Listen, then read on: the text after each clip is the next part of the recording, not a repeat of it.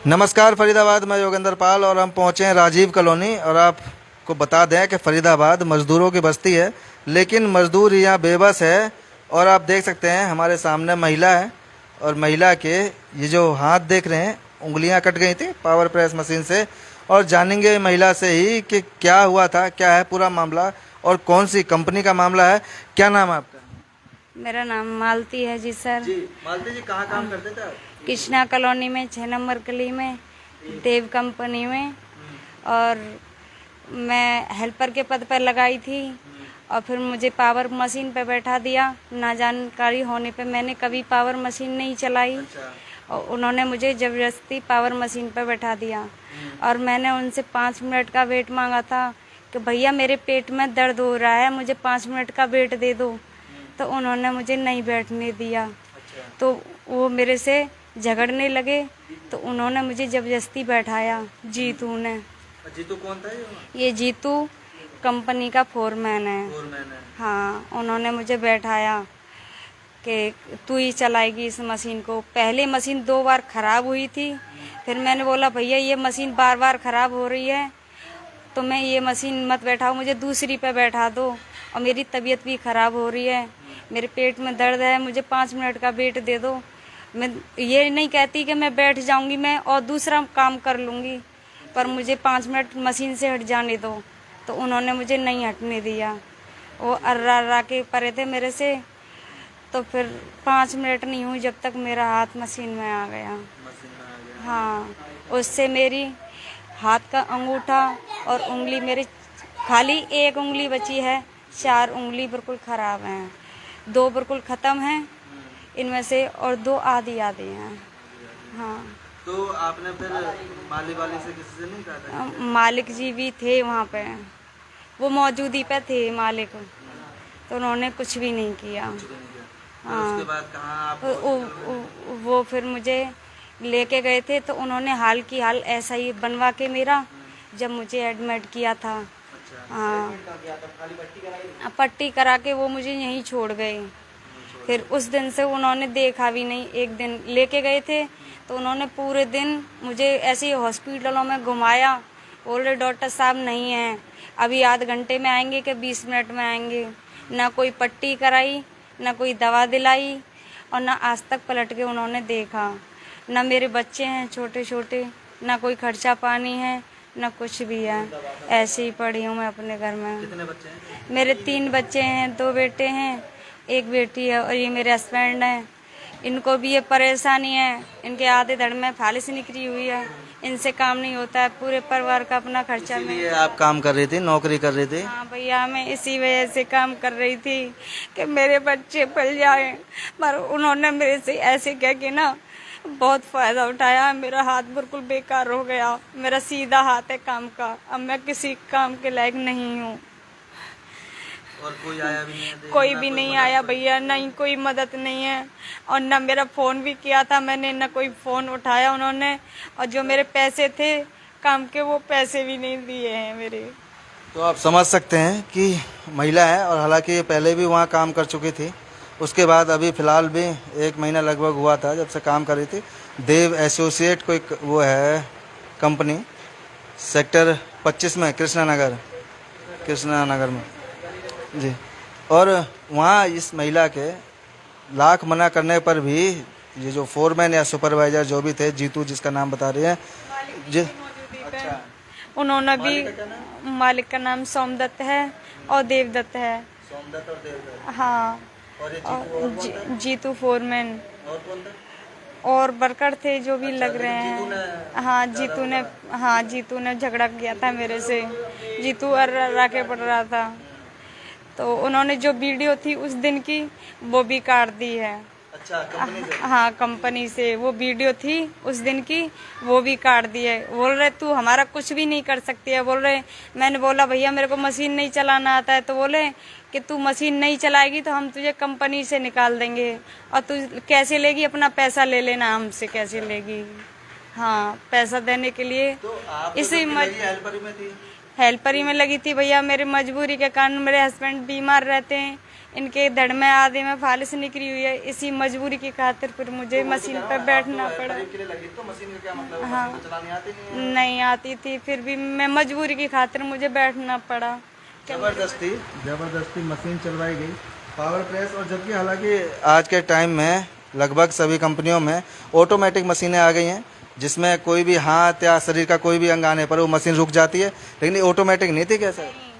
Automatic नहीं थी, पहले भी मशीन 2 बार खराब हो चुकी थी। मैंने बोला भैया मशीन खराब हो रही है, तो उन्होंने नहीं तू ही चला इसको। मैं बोली भैया ये मशीन पहले 1 दिन पहले भी खराब हुई थी, और जिस दिन मेरा हाथ कटा है उस दिन 2 बार और खराब हुई थी, और फिर तीसरी बार पर जब मेरा हाथ कट गया। हाँ, जबरदस्ती कटवा दो। सही करा देते। हाँ नहीं ना करता।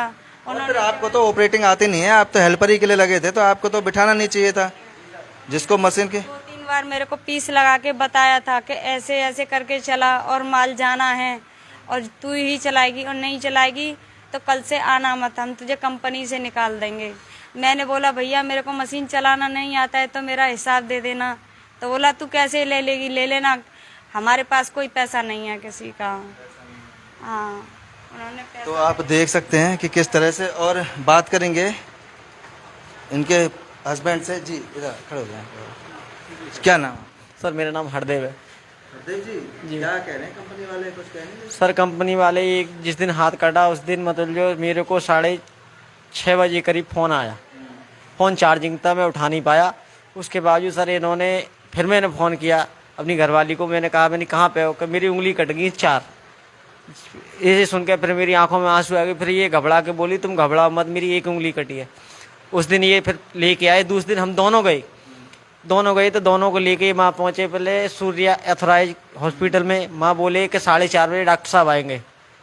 4:30 बजे के बाद मैं तो फिर बोले कि यहाँ पे नहीं है, कहीं दूसरी जगह लेके चलते हैं। फिर ये फरीदाबाद की तरफ ले गए किसी डॉक्टर। फिर बोलते कि यहाँ पे भी डॉक्टर नहीं है। 7 बजे ला के हमें घर पे छोड़ दिया। इन्होंने एक इंजेक्शन तक नहीं लगवाया सर।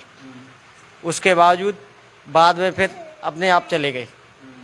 फिर हमारे पास नहीं तो कोई वैसी मदद, ना ही दवाई गोली के पैसे, ना ही कोई खर्चे के लिए पैसे। इन्होंने एडवांस लिखवाया था, इन्हें नहीं मालूम है। वो 5,000 रुपये मेरे को दे के गए थे। मेरे को झूठ नहीं बोलना है, दे के गए थे। इन्होंने एडवांस हाथ काटने से पहले लिखवाया था। ये वो जाने जन एडवांस सर इसकी तनख्वाह में से दे के गए या खर्चा दे के गए। खर्चा दे के गए, बिल्कुल भी। और ये कौन कौन थे ये जो बता रही हैं सुपरवाइजर?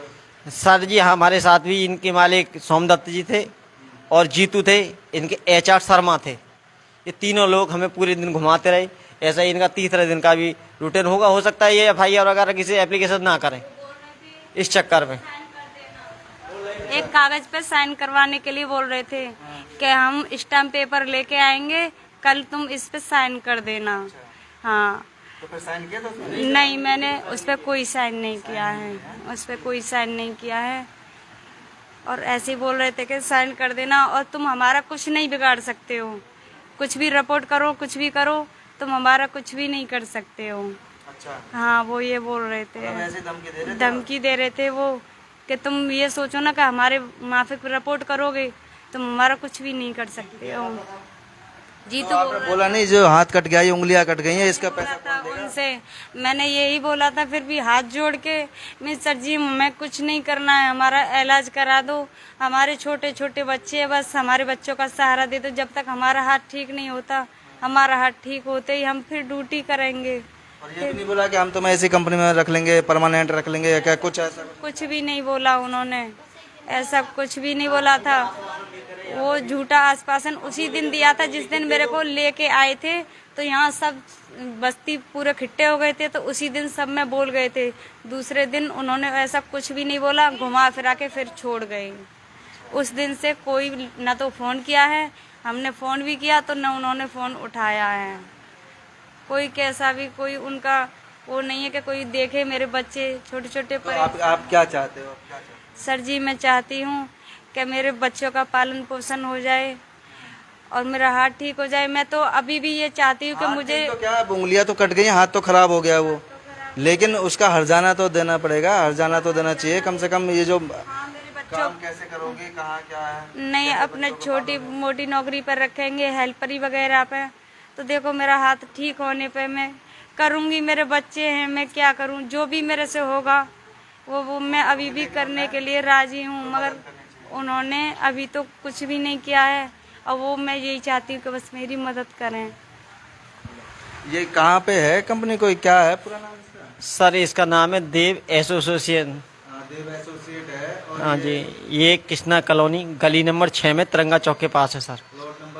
प्लॉट नंबर 69 है सर। जी सर। तो फरीदाबाद आप देख सकते हैं कि फरीदाबाद अक्सर मजदूरों की बस्ती है। यहाँ बाहर से लोग आकर, प्रवासी लोग आकर और यहाँ अपने बच्चों को पालते पोसते हैं, काम धंधा करके उन्हें पढ़ाते लिखाते हैं, उनका पालन पोषण करते हैं। लेकिन उसके बावजूद भी यहाँ मजदूरों की कोई अहमियत नहीं है।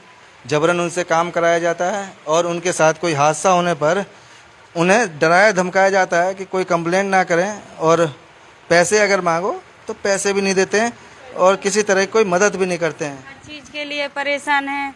ये भी किराए का रूम है, और बच्चों के लिए राशन पानी के लिए भी हम परेशान हैं। इधर में हमारा किराया भी चढ़ गया है, हम हर चीज़ से परेशान हैं। कहाँ पुलिस ने अब FIR तो करा दी आपने, लेकिन पुलिस ने कोई कार्रवाई नहीं की अभी तक? कार्रवाई नहीं की है, न कोई कैसी भी कोई मदद नहीं है सर जी।